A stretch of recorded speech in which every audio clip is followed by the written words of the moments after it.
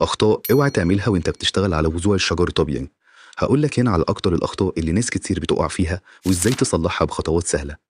أول حاجة اوعى تشتغل على جذع مش متصنفر كويس، ده هيخلي شغلك يطلع مش ناعم أو فيه شوائب والشغل هيبقى مش واضح، فأنت لازم تعمل صنفرة ناعمة على مراحل. تاني حاجة اوعى تشتغل على الجذع وهو لسه فيه رطوبة، لو هتشتغل عليه بالريزن وقتها الريزن هيطلع بابلز، ولو هتلون أو ترسم عليه وقتها الألوان هتطلع باهتة والقطع مع الوقت بتبوظ وتتبهدل.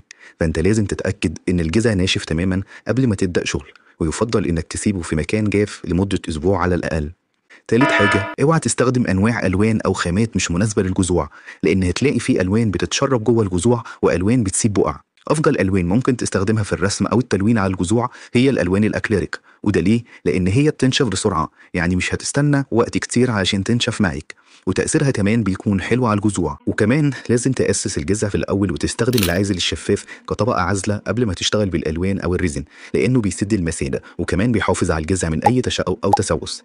لو عايز بقى نصايح تانية كتير في مجالات مختلفة تقدر تتابعنا، هتلاقينا بننزل نصايح هتقدر إنها تساعدك في المجال بتاعك. ولو عندك أي سؤال أو استفسار ابعت لنا في كومنت أو في رسالة وهنرد عليك.